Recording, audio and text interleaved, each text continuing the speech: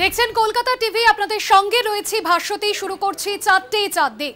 গত বুধবারে সংসদের হানার ঘটনার পর অবশেষে 4 দিন বাদে প্রথমবার মুখ খুললেন নরেন্দ্র মোদী। প্রধানমন্ত্রী যে মন্তব্য আজ করলেন, এই ঘটনা অত্যন্ত উদ্বেগজনক এবং এই ঘটনার সঠিক তদন্ত হওয়া দরকার। আপনাদের সামনে তুলে ধরবো, এই ঘটনা খুবই উদ্বেগজনক। আজ এমনই বার্তা দিলেন প্রধানমন্ত্রী নরেন্দ্র মোদী। পাশাপাশি তিনি যে মন্তব্য করলেন, চাপানুতরের বদলে শিকড়ে গিয়ে দেখা উচিত এবং এই ঘটনার নেপথ্যে ঠিক কী কারণ সেই উদ্দেশ্য খোঁজা উচিত, এমনটাই বার্তা দিলেন প্রধানমন্ত্রী নরেন্দ্র মোদী। সংবাদপত্রকে দেওয়া সাক্ষাৎকারে এমনই বার্তা প্রধানমন্ত্রী নরেন্দ্র মোদী। অবশেষে 4 দিন পর এই ঘটনায় মুখ খুললেন প্রধানমন্ত্রী নরেন্দ্র মোদী এবং যে মন্তব্য ইতিমধ্যেই কিন্তু প্রধানমন্ত্রী করেছেন, তারই পাল্টা মুখ্যমন্ত্রী মমতা বন্দ্যোপাধ্যায় আজ দিল্লি সফরে যাওয়ার আগে কলকাতা বিমানবন্দরে দাঁড়িয়ে বলেছেন, নিরাপত্তায় বড়সড় ত্রুটি ছিল। দিল্লি যাওয়ার আগে মন্তব্য মুখ্যমন্ত্রী মমতা বন্দ্যোপাধ্যায়, নিরাপত্তায় বড়সড় ত্রুটি ছিল, এমনটাই মন্তব্য মমতার। 13 ডিসেম্বর লোকসভার কক্ষে রং হামলার পর থেকে এ বিষয়ে চুপ ছিলেন প্রধানমন্ত্রী। সমাজ মাধ্যমেও এ নিয়ে কোনো বার্তা তিনি দেননি। অবশেষে হামলার ঘটনার 4 দিন পর জানা গেল তাঁর প্রতিক্রিয়া। সংসদের নিরাপত্তা লঙ্ঘনের ঘটনায় গভীর উদ্বেগ প্রকাশ করলেন প্রধানমন্ত্রী নরেন্দ্র মোদী। সংসদ হানার ঘটনাটি গুরুতর, বিষয়টিকে ছোট করে দেখা উচিত নয়। লোকসভার স্পিকার ওম বিড়লাও বিষয়টিকে গুরুত্ব দিয়ে দেখছেন, প্রয়োজনীয় পদক্ষেপ করছেন। তদন্তকারী সংস্থাগুলি সব দিক খতিয়ে দেখছে। শুধু তদন্ত নয়, কেন এই ধরনের ঘটনা ঘটল, কি পরিকল্পনা ছিল তাও জানা দরকার। সমস্যার সমাধান খোঁজা দরকার। অহেতুক বিতর্কে জড়ানোর প্রয়োজন নেই। তদন্তে কোনো রকম বাধা সৃষ্টি করা উচিত নয়। প্রধানমন্ত্রী নরেন্দ্র মোদী। স্মোক ক্যান হামলায় গোটা দেশে আলোড়ন পড়লেও নীরব ছিলেন মোদী। অধিবেশনে একাধিকবার প্রশ্ন উঠলেও জবাব পাননি বিরোধী দলের সাংসদরা। উপরন্তু 15 জন সাংসদকে সাসপেন্ডও করা হয়। শনিবার কংগ্রেস সাংসদ রাহুল গান্ধীও মোদী সরকারের কোর্টে বল ঠেলে দেয়। রবিবার প্রধানমন্ত্রী শেষমেশ প্রতিক্রিয়া দিলেও তা ঘিরেও শোরগোল পড়েছে রাজনৈতিক মহলে। রাহুল গান্ধীর খোঁচা খেয়েই কি তবে মুখ খুললেন মোদী? নিরাপত্তায় চরম গাফিলতি বলে আবারও কেন্দ্রীয় সরকারকে আক্রমণ বিরোধীদের। তার তো প্রথম দিনই পার্লামেন্টে এসে বলা ছিল যে আমি আছি, তোমরা ঘাবড়িও না।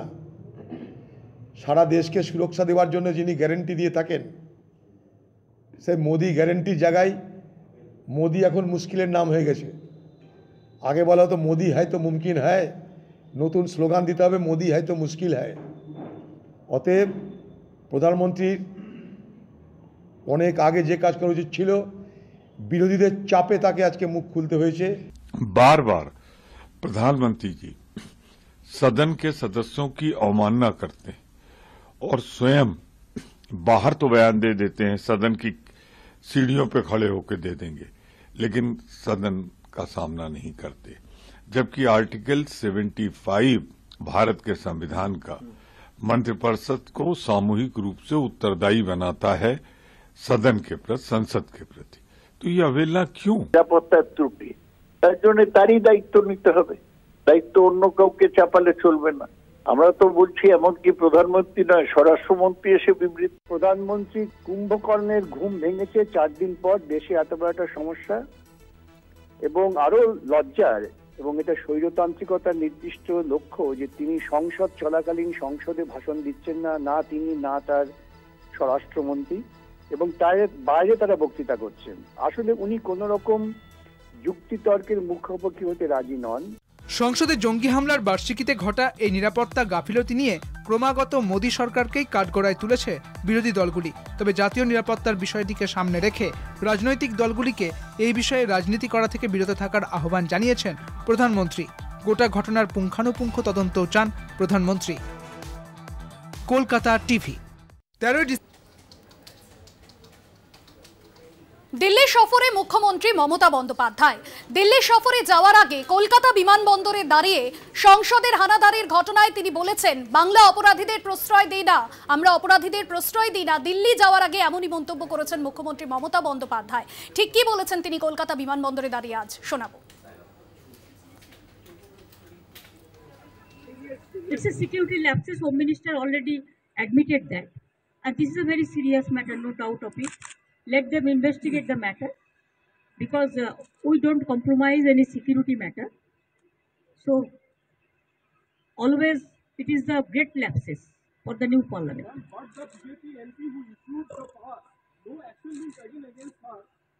That already member of parliament, let them raise the issue. They have already issued raised the issue, and that's why Derek, the leader of Rajya Sabha from Trinamool Congress Party, is been suspended, and also there are 15 other Congress and DMK MLAs. They are also suspended.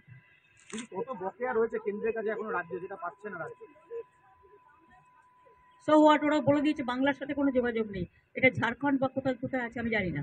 আর এটা নিয়ে যারা investigation করছে, investigation নিরপেক্ষ হোক, এটা আমরা চাই, এবং সেই জন্য আমরা কোনো উল্টোপাল্টা কমেন্টস করি না। আমরা তো আর আবল তাবল বকি না, যেটা বলবো সেটা দায়িত্ব নিয়ে বলবো, কাজে আমরা দায়িত্বশীল আগে হই, এটা মাথায় রাখা উচিত। বাংলাকে অপপ্রচার করা, বাংলাকে কুৎসা করা যে সারাক্ষণের কাজ। বাংলা কোনো অপরাধমূলক কাজকে প্রশ্রয় দেয় না।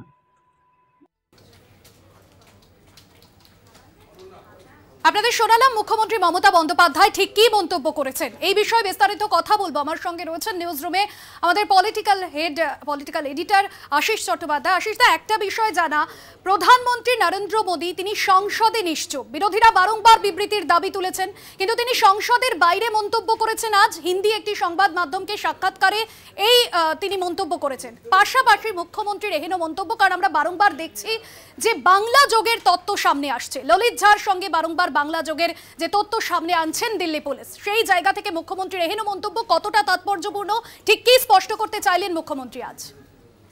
তুমি দুটো প্রশ্ন করেছো, তার মধ্যে প্রথমটা নিয়ে আগে একটু বলি। প্রধানমন্ত্রী এবং স্বরাষ্ট্রমন্ত্রী, তাদের থেকে সংসদে বিবৃতি দাবি করা হয়েছে, বারবার দাবি করা হয়েছে, এবং সেই দাবি এবং এই ঘটনাকে কেন্দ্র করে সংসদের উভয় কক্ষে বিরোধী সাংসদরা যখন কথা বলছিলেন তখন তাদেরকে সাসপেন্ডও করা হয়েছে বড় সংখ্যায়।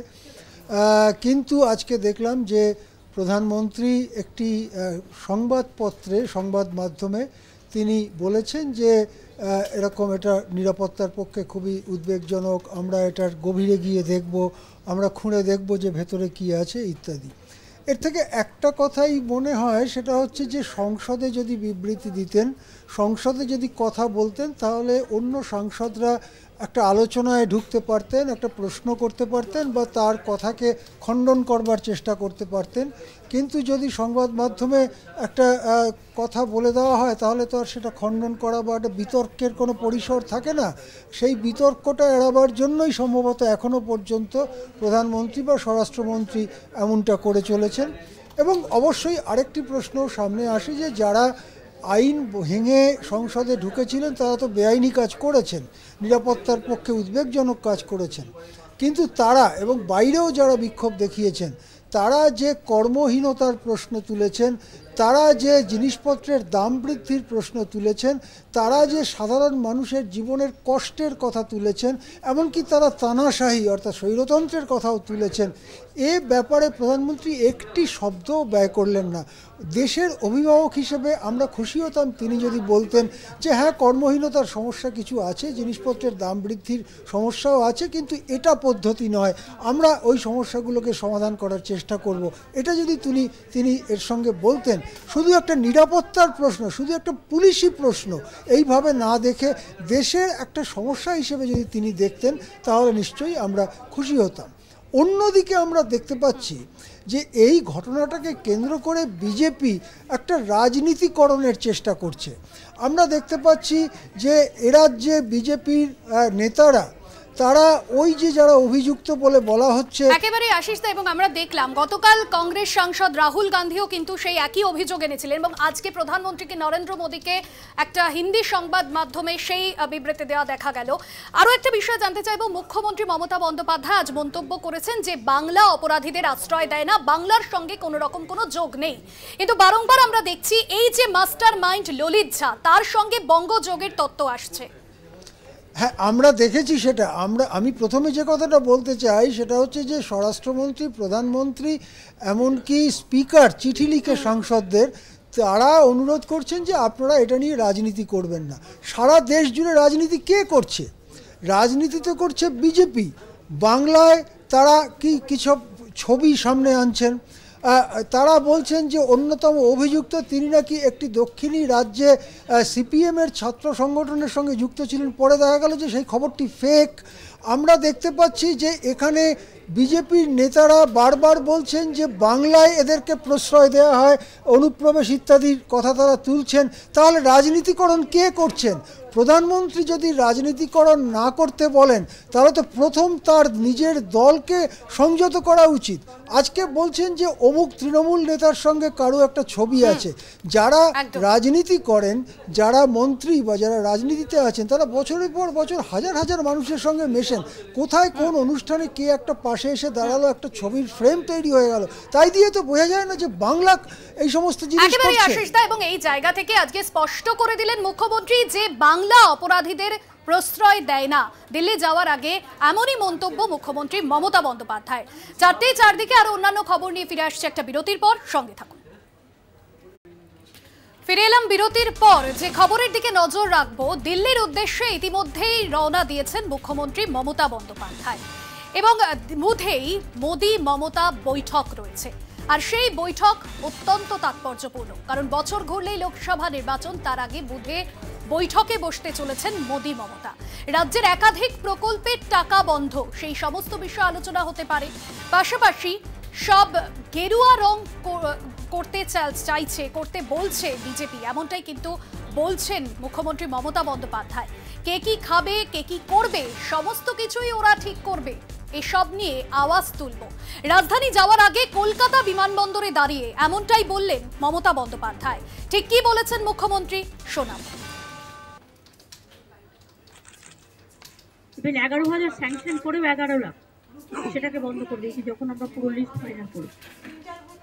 গ্রামীণ রাস্তার প্রোগ্রাম, এগুলো সেন্ট্রাল গভর্নমেন্টের স্কিম, বাট সেন্ট্রাল গভর্নমেন্টের সব টাকাটা একার নয়, সেন্ট্রাল স্টেট মিলিয়ে করে যে টাকাটা এখান থেকে তুলে নিয়ে যাওয়া হয় সেই টাকায় আমাদের শেয়ারটা, জিএসটি একটাই ট্যাক্স থাকে, সেই ট্যাক্সের টাকাটা যে তুলে নিয়ে যায় তাতে আমাদের যে শেয়ারটা আছে সেই শেয়ারটা আমরা দিই, ওদের শেয়ারটা ওরা দেয়। সেক্ষেত্রেও স্বাস্থ্য দপ্তরের টাকাও বন্ধ করে দিয়েছে, নাকি যে গেরুয়া রং করতে হবে। মেট্রো স্টেশনগুলো দেখতে পাচ্ছেন তো, সব গেরুয়া রং করে দিয়েছে সেন্ট্রাল গভর্নমেন্টে। এমনকি আমি অবাক হয়ে গেলাম, আর্মি আমাদের যাদের নিয়ে আমরা গর্ব করি, আমি সেখানে শিলিগুড়িতে দেখলাম, শিলিগুড়ির আগে শুকনার ওখানে সব বাড়িগুলোকে সব গেরুয়া করে দিয়েছে। আর আমাদের বলতে সব স্বাস্থ্যকেন্দ্রে সব গেরুয়া করে দিতে হবে। কেন আমরা গেরুয়া করবো? আমাদের তো স্টেটের একটা ব্র্যান্ড আছে নীল সাদা, একটা পার্টির ব্র্যান্ড নয়। আমরাই প্রথম কালারের বানটা শুরু করি। এটা কোনো অজুহাত হতে পারে? প্রত্যেকটা জায়গায় শুধু বিজেপির লোগো লাগাতে হবে, পার্টির লোগো, আর রং করতে হবে বিজেপি কালার, তো মানুষের ইন্ডিপেন্ডেন্সি বলে কিছু থাকবে না। কে কি খাবে সেটাও ঠিক করে দেবে, কে কি পড়বে সেটাও ঠিক করে দেবে, সিলেবাসে যা ইচ্ছে তাই ঢোকাবে। টোটাল মানুষের মাথাটা ডিস্টার্ব করে দেওয়ার একটা, পাট আপ করে দেওয়ার একটা পরিকল্পনা, এবং সেটা নিয়ে নিশ্চয়ই আমরা আওয়াজ তুলব এবং আওয়াজ তুলছি। এই কথাগুলো আমার নিশ্চয়ই কথার মধ্যে থাকবে, এই জন্য যাচ্ছি। আমরা এই বিষয় নিয়ে আলোচনায় থাকবো, তবে সময় এখন একটা বিরতির। ফিরে আসছি বিরতির পর, সঙ্গে থাকুন। বিরতিতে যাওয়ার আগে মুখ্যমন্ত্রী মমতা বন্দ্যোপাধ্যায় কলকাতা বিমানবন্দরে দাঁড়িয়ে রাজ্যের বকেয়া নিয়ে ঠিক কিভাবে সরব হয়েছিলেন আপনাদের শুনিয়েছিলাম। এই নিয়ে আলোচনায় যাব। পলিটিক্যাল এডিটর আশিস চট্টোপাধ্যায় রয়েছেন আমার সঙ্গে নিউজ রুম থেকে। আশিস দা, আমরা দেখেছি এর আগেও মুখ্যমন্ত্রী বারংবার সোচ্চার হয়েছেন, তৃণমূলের সেকেন্ড ইন কমান্ড সোচ্চার হয়েছেন, রাজধানীর বুকেও বকেয়া নিয়ে আন্দোলন হয়েছে। এবারের যে বুধের বৈঠক, কি কি বিষয় উঠে আসতে পারে? দেখুন, দীর্ঘদিন ধরে এই আন্দোলন চলছে। এর আগে আমরা দেখেছিলাম যখন অভিষেক বন্দ্যোপাধ্যায় তৃণমূলের ন্যাশনাল জেনারেল সেক্রেটারি, তিনি কলকাতায় ধর্ণা অবস্থান করছিলেন, তখন রাজ্যপাল তার থেকে দাবিপত্র গ্রহণ করেন এবং পরে তিনি বলেন যে আমি দিল্লিতে গিয়ে উপযুক্ত জায়গায় দিয়ে দিয়েছি, আপনারা শিগগিরই জবাব পাবেন। কিন্তু কোনো জবাব পাওয়া যায়নি। 100 দিনের কাজ, আবাসন প্রকল্প, এমনকি স্বাস্থ্যর মতো গুরুত্বপূর্ণ বিষয়েও তারা ছুতোনাটা কারণে, সামান্য কারণে তারা টাকা আটকে রেখেছে। রাজ্যের পক্ষ থেকে বা তৃণমূলের পক্ষ থেকে বারবার বলা হয়েছে যদি কোনো দুর্নীতির ঘটনা ঘটে থাকে, কেননা দুর্নীতির অভিযোগ তোলা হচ্ছে, যদি কোনো দুর্নীতির ঘটনা ঘটে থাকে তাহলে দোষী ব্যক্তিকে ধরে চিহ্নিত করে তাকে শাস্তি দেওয়া হোক। কিন্তু 1-5 দোষী ব্যক্তির জন্য কেন রাজ্যের কোটি কোটি মানুষ অসুবিধার মধ্যে পড়বেন, বঞ্চিত হবেন? সেই দাবি নিয়েই আবার মমতা বন্দ্যোপাধ্যায় যাচ্ছেন। তিনি এর আগে বলেছেন যে আমি আগে 3 বার প্রধানমন্ত্রীকে এই দাবি জানিয়েছি, আবার এখন তিনি যাচ্ছেন প্রধানমন্ত্রীর সাথে। 20 তারিখে সকালের দিকে মিটিং হওয়ার কথা প্রধানমন্ত্রীর সঙ্গে মুখ্যমন্ত্রীর, এবং সেখানে নিশ্চয়ই তিনি এই বিষয়গুলো তুলে ধরবেন। এবং যেটা মুখ্যমন্ত্রী বারবার জানিয়েছেন যে বকেয়ার পরিমাণ কিন্তু বিরাট, 1 লক্ষ কোটি টাকারও বেশি বকেয়ার পরিমাণ। সেই দাবি জানাতেই মমতা বন্দ্যোপাধ্যায় দিল্লিতে প্রধানমন্ত্রীর সঙ্গে বৈঠক করতে চলেছেন। একেবারেই ধন্যবাদ জানাবো আশিস দা, আমাদের পলিটিক্যাল এডিটর থেকে জানছিলাম অর্থাৎ বুধে যে বৈঠক হতে চলেছে এবং এই বৈঠক লোকসভা নির্বাচনের আগে অত্যন্ত গুরুত্বপূর্ণ, কারণ রাজ্যের বকেয়া সহ একাধিক বিষয় নিয়ে আলোচনা হতে পারে প্রধানমন্ত্রীর সঙ্গে মুখ্যমন্ত্রী মমতা বন্দ্যোপাধ্যায়। তবে রাজ্যের বকেয়া নিয়ে তিনি বারংবার সরব হয়েছেন। এর আগে তৃণমূলের সেকেন্ড ইন কমান্ডের নেতৃত্বে দিল্লিতে আন্দোলনের ঢেউ পৌঁছে গিয়েছে। চারদিকের আরো অন্যান্য খবর নিয়ে ফিরে আসছি বিরতির পর, সঙ্গে থাকুন। ফিরে এলাম বিরতির পর। যে খবরের দিকে নজর রাখবো, সাম্যবাদী সুভাষ সভার এবার পশ্চিম মেদিনীপুর যোগের খোঁজ সামনে এলো। দাসপুরের ল ক্লার্কের কলেজের ছাত্র হিমাংশু শেখর মান্না, এবং তিনিও এই সংগঠনের সঙ্গে জড়িত রয়েছেন। এবং তার কি যোগসূত্র রয়েছে সংসদ হারার ঘটনার সঙ্গে, তারই বা কি যোগসূত্র, এই সমস্ত বিষয় কিন্তু খতিয়ে দেখছে পুলিশ। সংগঠন বাড়ানোর লক্ষ্যে একের পর এক জেলায় সমাজ মাধ্যমে যোগাযোগ তৈরি করা হয়। উঠে আসছে আরও বেশ কিছু চাঞ্চল্যকর তথ্য। ললিত ঝায়ের সঙ্গে মেদিনীপুর যোগ, বিভিন্ন জেলায় সংগঠন বাড়ানোর কাজে নেমেছিলেন ললিত। সাম্যবাদী সুভাষ সভার সংগঠন বাড়ানোই লক্ষ্য ছিল। ললিতের সঙ্গে যোগাযোগ দাসপুরে হিমাংশু শেখর মান্নার। কয়েক মাস আগে সোশ্যাল মিডিয়ায় যোগাযোগ পশ্চিম মেদিনীপুরের দাসপুরের ল ক্লার্ক হিমাংশু মান্না।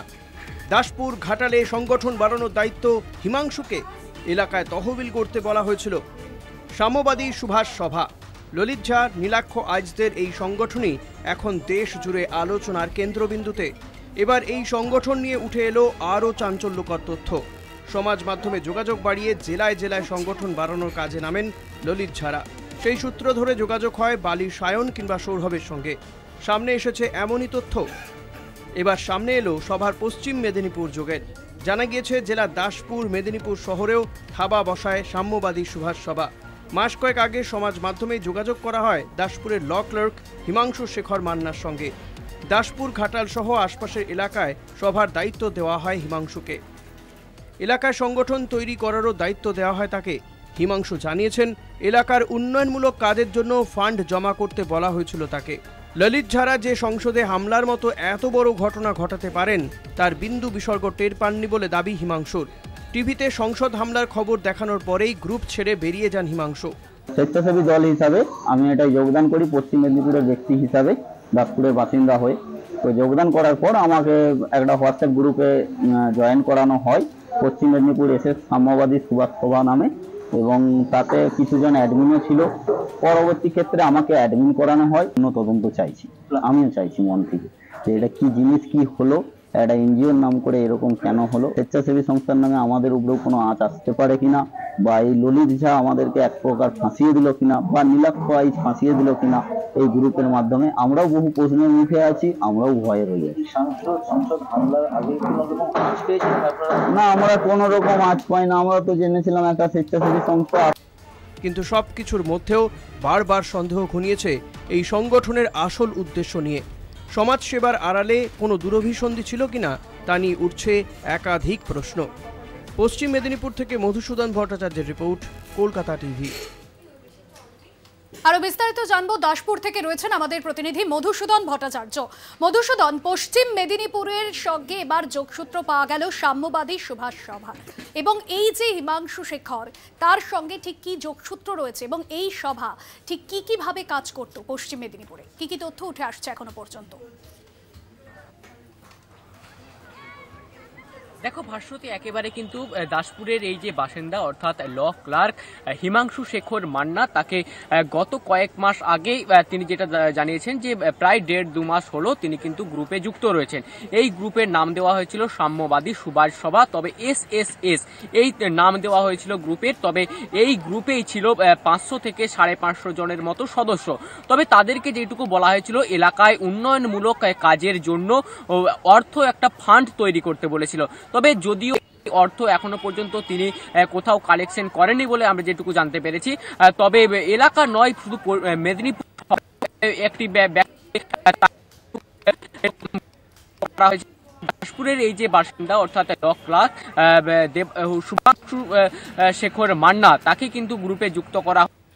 এই যে তারপরে গতকাল জানতে পারা যায় যে তিনি রয়েছেন এই গ্রুপে, আর তারপরেই কিন্তু আজকে তিনি সকালে কলকাতা টিভির মুখোমুখি হয়ে তিনি দাবি করেছেন যে ওই গ্রুপে যখন জানতে পারেন যে এরকম একটা সংসদে হামলা ঘটনা ঘটেছে সংবাদ মাধ্যমে প্রকাশ পাওয়ার পরেই তারপরে তিনি কিন্তু গ্রুপ থেকে বেরিয়ে যান। তবে গ্রুপ থেকে বেরিয়ে যাওয়ার পরে গ্রুপে আরও যে সমস্ত সদস্যরা ছিল তাদের ক্ষেত্রে কোনো রকম কিন্তু যোগাযোগ করতে পারেনি ওই সাম্যবাদী সুভাষ সেবার যে গ্রুপ অর্থাৎ এই যে হিমাংশু শেখর মান্না।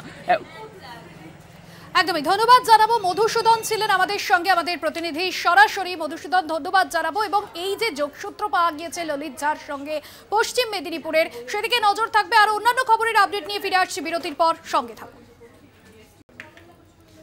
ফিরে এলাম বিরতির পর। যে খবরের দিকে নজর রাখবো, বারুইপুরে তৃণমূল কর্মীকে পিটিয়ে খুনের অভিযোগ। তৃণমূল কর্মীকে পিটিয়ে খুনের অভিযোগ, খেলার মাঠে গাড়ি চালানো নিয়ে বিবাদের জের। রাতে বাড়ি থেকে ডেকে নিয়ে গিয়ে কুপিয়ে খুনের অভিযোগ এবং সকালেই বাড়ির হাসপাতালে মৃত্যু হয় শহীদুল শেখের। আটক করা হয়েছে 5 জনকে। সিপিএম বিজেপির পরিকল্পিতভাবে খুন করেছে বলে অভিযোগ করছে তৃণমূল। পাল্টা গোষ্ঠী কোন্দলের অভিযোগ বিজেপি। বাড়ি থেকে ডেকে নিয়ে তৃণমূল কর্মীকে কুপিয়ে খুনের অভিযোগ। উত্তপ্ত দক্ষিণ 24 পরগনার বারুইপুর থানার অন্তর্গত বলবনা এলাকায়। মৃতের নাম শহীদুল শেখ। পরিবার সূত্রে খবর, এলাকায় খেলার মাঠকে কেন্দ্র করে দুই গোষ্ঠীর মধ্যে বিবাদ ছিল। সেই বিবাদের জেরেই বছর 40-এর শহীদুলকে শনিবার রাতে বাড়ি থেকে ডেকে নিয়ে গিয়ে এলোপাথারিভাবে কোপানো হয়। পরিবারের লোকেরা বাঁচাতে গেলে তাদেরও লাঠি রড দিয়ে বেধড়ক পেটানো হয়। গুরুতর জখম অবস্থায় তাকে ফেলে দিয়ে পালিয়ে যায় অভিযুক্তরা। রাতেই বারুইপুর মহকুমা হাসপাতালে চিকিৎসার জন্য ভর্তি করা হয় তাকে। রবিবার ভোরে মৃত্যু হয় শহীদুলের। পরিবারের দাবি, শহীদুলের প্রতিপত্তি বাড়ছিল বিগত কয়েক বছর ধরে। সেটাই সহ্য করতে পারছিল না অভিযুক্তরা। সেই কারণে পরিকল্পনা করে খুন করা হয়েছে তাকে। আমার বাবার উপর হিংসা। আমাদের এত গাড়ি, 2টো গাড়ি, বাড়ি, আমার এত কাকুদের এত বাড়ি হচ্ছে, কেউ পছন্দ করে না। এলাকায় তৃণমূলের দক্ষ সংগঠক হিসেবে পরিচিত ছিলেন শহীদুল। পরিকল্পিতভাবেই সিপিএম বিজেপি খুন করেছে বলে অভিযোগ স্থানীয় তৃণমূল নেতৃত্বের। পঞ্চায়েত নির্বাচনে সিপিএম বিজেপি ওরা নির্দল প্রার্থী দিয়ে জেতার চেষ্টা করেছিল যৌথভাবে, কিন্তু সেটা ওদের সফল হয়নি, ওরা পরাজিত হয়েছিল। তারপর থেকেই ওরা ছক করছিল, আমাদের শাহাদাতকে মেরে ফেলার অনেকভাবে চক্রান্ত করছিল। সেই চক্রান্ত হিসেবেই সিপিএম বিজেপি একসাথে মিলেমিশে একটা প্ল্যান প্রোগ্রাম করে ওকে গতকালকে সন্ধ্যেবেলা মাঠের মধ্যে ডেকে নিয়ে গিয়ে কোনো কারণ ছাড়া ওকে কুপিয়ে ওকে খুন করা হয়েছে। রবিবার সকালে ঘটনার খবর পেয়ে নিহতের বাড়ি যান বারুইপুর পশ্চিমের বিধায়ক বিমান বন্দ্যোপাধ্যায়। তিনি জানান, গত পঞ্চায়েতে এলাকায় বিজেপি সিপিএম দাঁত ফোটাতে পারেনি শহীদুলের জন্য। সেই ক্ষোভেই তাঁকে খুন করা হয়েছে। পাশাপাশি নিহতের পরিবারের পাশে থাকার আশ্বাসও দিয়েছেন বারুইপুর পশ্চিমের বিধায়ক। পুলিশ তদন্ত করছে, পুলিশ তদন্ত করে যা রিপোর্ট দেবে, যারা দুষ্কৃতকারী তাদের বিরুদ্ধে ব্যবস্থা নেওয়া হবে। বিগত নির্বাচনে, পঞ্চায়েত নির্বাচনে এখানে সিপিএম এবং বিজেপি যৌথভাবে তৃণমূল কংগ্রেসের বিরুদ্ধে লড়াই করেছিল, তারা সুবিধা করতে পারেনি। একটা উত্তেজনা ছিল এই নিয়ে, কিন্তু এই পরিণতি যে এটা হবে। যদিও তৃণমূলের ওই দাবি উড়িয়ে দিয়ে শাসক দলের গোষ্ঠী কোন্দলকেই দায়ী করেছে বিজেপি নেতৃত্ব। তৃণমূল কংগ্রেসকে বলবো, আপনারা সিপিএমরা মিলে দিল্লিতে গিয়ে বেঙ্গালুরু গিয়ে মিটিং করছে। পশ্চিমবঙ্গে সিপিএম আর বিজেপি মিলে তৃণমূল কর্মীকে খুন করছে, সেটা ছেদও কথা পশ্চিমবঙ্গের মানুষ নেবে না। আর পশ্চিমবঙ্গের মানুষ জানে যত তৃণমূল কংগ্রেস খুন হয়েছে সবই তৃণমূল কংগ্রেসের লোকরাই করেছে।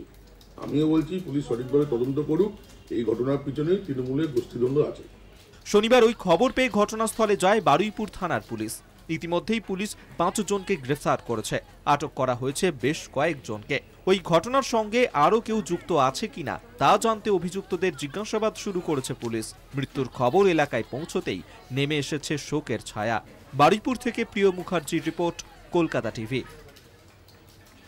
বারুইপুরে তৃণমূল কর্মী খুন এবং এই ঘটনার শেষ আপডেট নেব। বারুইপুর থেকে রয়েছেন আমাদের প্রতিনিধি প্রিয়গোপাল মুখোপাধ্যায়। প্রিয়গোপাল, আমরা দেখলাম যে ঘটনা, বাড়ি থেকে ডেকে নিয়ে গিয়ে পিটিয়ে খুনের অভিযোগ, এখনো পর্যন্ত কি জানা যাচ্ছে পুলিশ সূত্রে?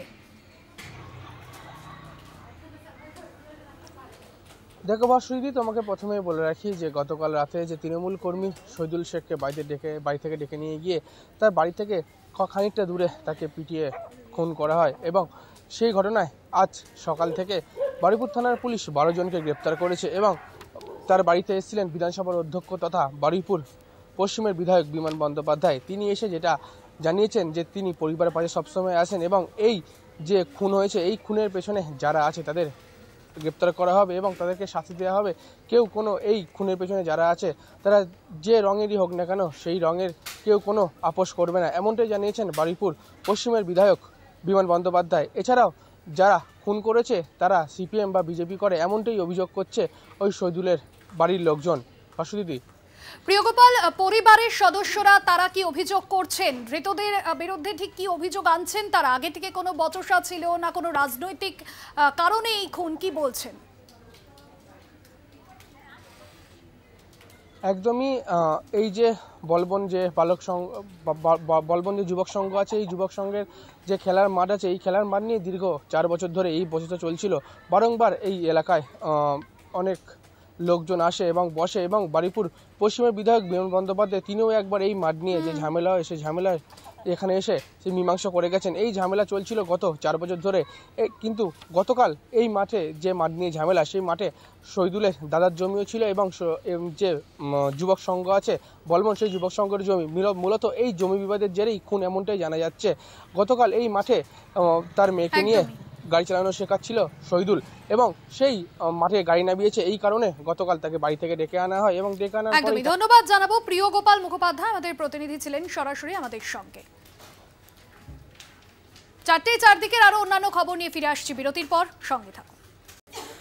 ফিরে এলাম বিরতির পর। যে খবরের দিকে নজর রাখবো, দিল্লিতে দোস্তি বাংলায় কুস্তি, এমনটাই বোঝালেন সীতারাম ইয়েচুরি। সিপিএম এর সাধারণ সম্পাদক সীতারাম ইয়েচুরি তিনি বললেন, কেরলের ক্ষেত্রে সিপিএম এবং কংগ্রেসের মধ্যে লড়াই, বাংলার ক্ষেত্রে বাম এবং কংগ্রেস একবদ্ধ হয়ে লড়বে তৃণমূল ও বিজেপির বিরুদ্ধে। ঠিক কি বলেছেন আজ তিনি পুরুলিয়া থেকে, শোনাব।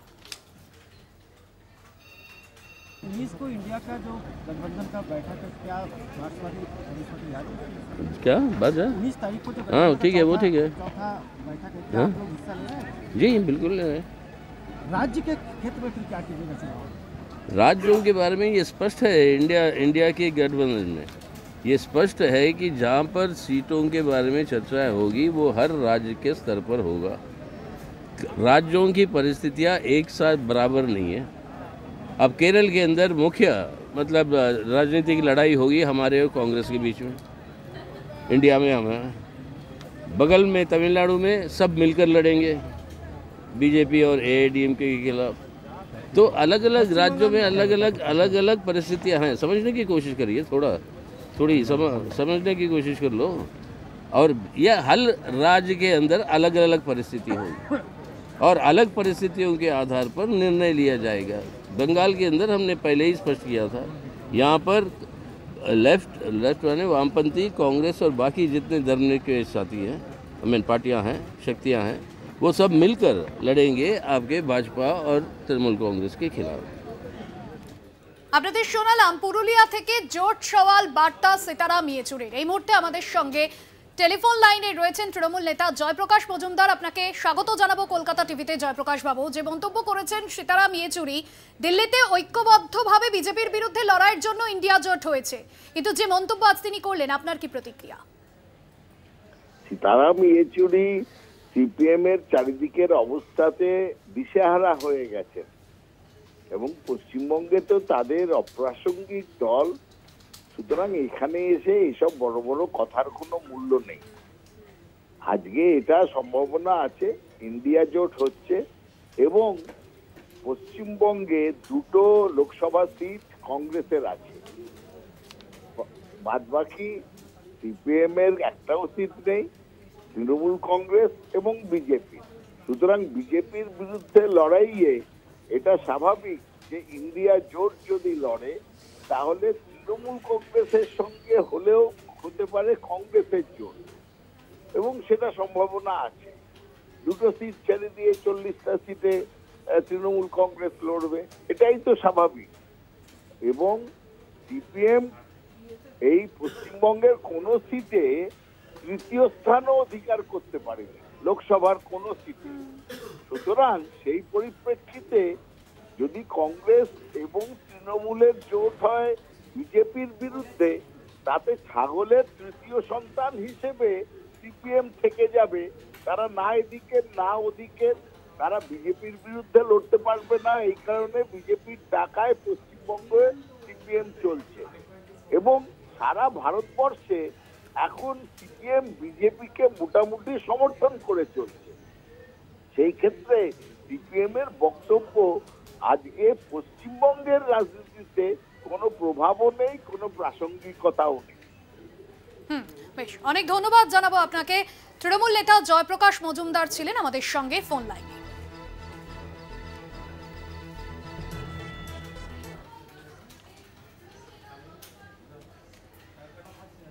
নজর রাখবো অন্যান্য খবরে। হদিশ মিলল কোভিডের নতুন ভ্যারিয়েন্টের। কেরলে কোভিডের নতুন ভ্যারিয়েন্ট JN.1 এর আক্রান্ত একজন। কেরলে উদ্বেগ বাড়াচ্ছে কোভিড আক্রান্তের সংখ্যা। ফিরছে কোভিডের সেই ভয়ানক স্মৃতি, আবার পরতে হবে মাস্ক। কোভিডের চতুর্থ ঢেউ, ফিরছে কোভিডের ভয়ানক স্মৃতি। Mask, sanitiser, quarantine zone, social distancing. Covid অতিমারির সময় উঠে আসা এই শব্দগুলির অর্থ হারে হারে টের পেয়েছিল গোটা বিশ্ব। প্রথম, দ্বিতীয়, তৃতীয় ঢেউ কাটিয়ে স্বাভাবিক ছন্দে ফিরেছিল ভারত। কিন্তু গত কয়েক সপ্তাহে কেরলে কোভিড আক্রান্তের সংখ্যা আবারও বাড়াচ্ছে দুশ্চিন্তা। কেরলে সক্রিয় কোভিড-19 আক্রান্তের সংখ্যা প্রায় 1,500, যার মধ্যে তিরুবনন্তপুরমে একজন JN আক্রান্ত। এটি কোভিডের নতুন সাবস্ট্রেন। তাহলে কি আবার আসতে চলেছে কোভিডের চতুর্থ ঢেউ? ফিরছে কোভিড আতঙ্ক। কেরলে কোভিডে আক্রান্ত 1,324 জন, এটি দেশের সর্বোচ্চ হার। কেরলে প্রতিদিন 700 থেকে 1000 কোভিড পরীক্ষা। ভারতে সর্বোচ্চ পরীক্ষা কেরলে। গত সপ্তাহে কেরলে কোভিডে মৃত 2। কেরলের কান্নুর জেলার পানুরে জারি নিষেধাজ্ঞা। কেরলের স্বাস্থ্য বিভাগের সঙ্গে নিয়মিত যোগাযোগ রাখছে কেন্দ্রীয় মন্ত্রক। রাজ্যের বিভিন্ন প্রবেশপথেও নজরদারি চালু। আবারও বাধ্যতামূলক করা হচ্ছে মাস্ক। ভারতীয় SARS-CoV-2 জিনোমিক্স কনসোর্টিয়ামের একটি পরীক্ষায় কোভিডের উপরূপ JN.1 রূপটি শনাক্ত হয়, জানিয়েছেন ইন্ডিয়ান কাউন্সিল অব মেডিকেল রিসার্চের বিশেষজ্ঞরা। কোভিডের এই নতুন ভ্যারিয়েন্ট JN.1 চীন এবং আমেরিকায় দ্রুত গতিতে ছড়িয়ে পড়ছে।